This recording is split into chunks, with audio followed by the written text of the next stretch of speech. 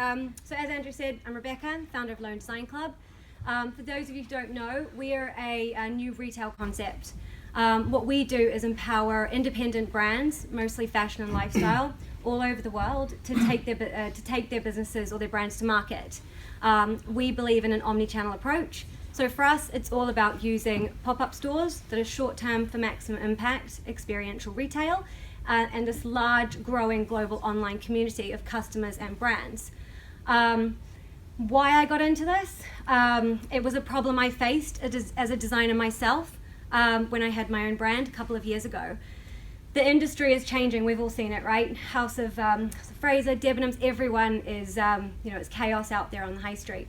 But it's a super exciting opportunity, especially for us, where we've got a part to play in revolutionizing and rebirthing the high street. So we see Loan Design Club as a solution to this chaos, as a way to bring omni-channel retail, to bring small businesses to the forefront from all over the world. Right. That's it, right? I think that's fine. All right. That's probably, did I keep to the time, or did I go over? Right, no, that's cool. That's okay. right. That sets the limit for Dennis. I think when he comes to this. So, Tim Branston. So I have a company called Chimera. We make smart clothing, and I'm very pleased to say that we're going to be working with Rebecca and her team on one of their upcoming stores. And I think Andrew's going to be in there selling the kit, because somehow he's got no stuff. But basically, the company its origins came from the fact I was developing a technology alongside my degree at university for a medical application. And it's really expensive to certify medical devices.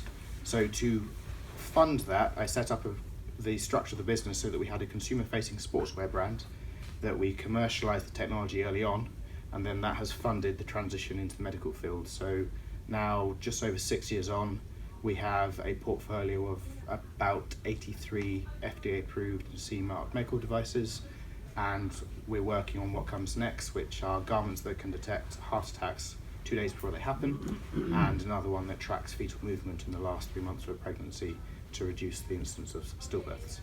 So that's me, and if anyone has any questions on that, then fire away. Longer that you've sort of seen as entrepreneurs, what have been the key sort of challenges that you've been hitting? I think for me, or for Chimera, the biggest one that's hit us hardest was not hiring soon enough, and that was something that was left behind from bootstrapping. It was running super lean, and consequently we didn't hire quick enough. We then became victims of our own success, spread ourselves too thin, and productivity plummeted. And this was last summer, while I was raising our seed round. I'm pleased to say that we've come through that. The team's now, we've onboarded those that we need, and we're making sure that we don't make the same mistake again. But ultimately, it's that resource side, and it's not always contingent on cash. It's also contingent on the amount of time that people in the team have to deliver on what you're trying to do. Right. Yeah, Rebecca, I can completely sympathise with you. It's I think that's probably been our biggest challenge. But for us, finding the right people, I think the biggest struggle we've had, and I've got two of my girls here, they're in the team today, Amanda and Virginia, who you can meet later. But the biggest challenge that we've had is we've started, before Christmas we were 3, we only incorporated last May, and we went from 3 to suddenly 8. Very quickly we had to hire and bring the right people on board. And it's very, very difficult finding people that are completely aligned in your vision, that are going to develop that department and take ownership, and that are committed enough. And our biggest challenge has almost been the more experienced people we try and hire, the more difficult it is. They're very, they have an understanding of how things should be, whereas finding people that are younger and more agile and nimble and open to innovation and change has been a lot easier for us. I guess what we're doing, it's a little more complicated, being quite disruptive. It's not a normal model. We can't just go out there and take a traditional model and kind of replicate it. We're literally creating a model from scratch, and finding people that can see the vision in that and want to be part of that has been a huge challenge. Luckily, we're getting there now, but it's been a massive learning for the team just how crucial that entire hiring process is, and how sure every single member in the team has to be of new people joining at this critical stage, because it's just, you're so vulnerable. And we've faced similar challenges too thin, the wrong people. It can be chaos.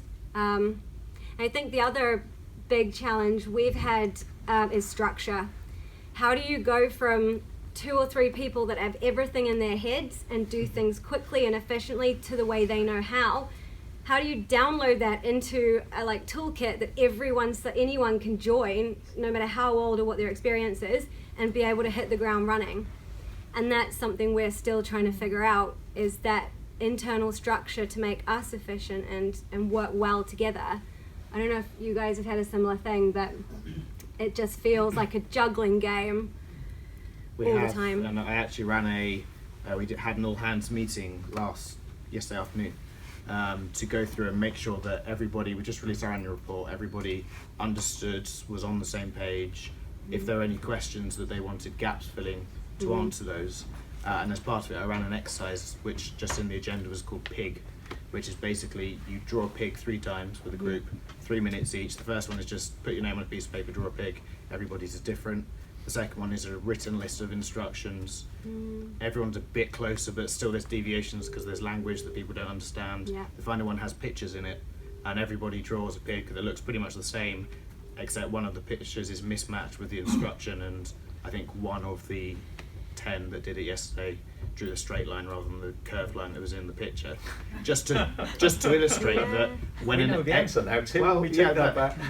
When an expert writes the process, there's assumed knowledge, and it's easier for us to make mistakes.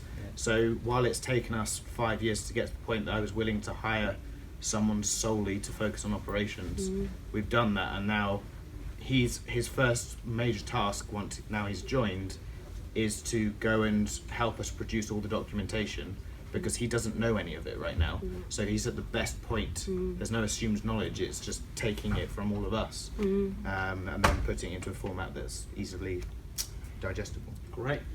A couple of great examples there from the investor's point of view, what you're seeing. Well, also in the business. from my experience as a CEO, I had the same problem, and it is very important that even a small organization has got system, processes, and roles.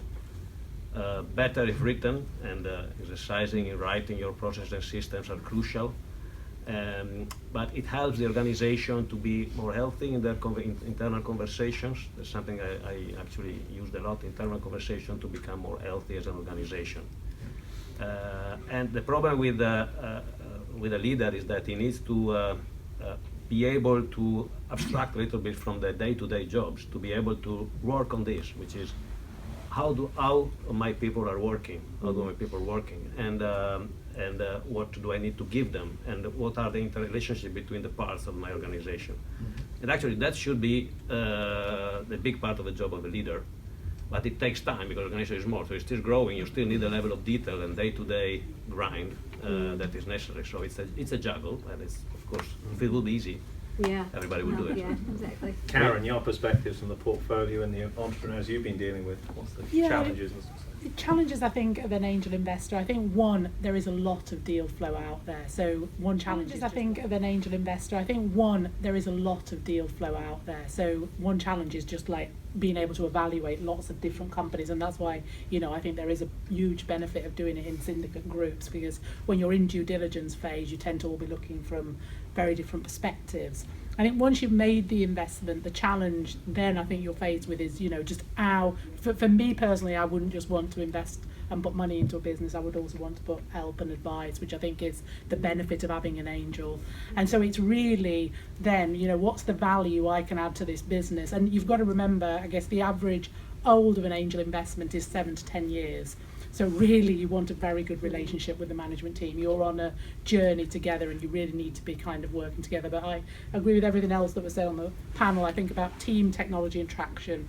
Those are the 3 things when I'm looking into business, and it's the management team that's the most important, because as a business you're going to pivot along the way, different things will come along. It's the strength of that management team that I think is really, really important. Yeah, great.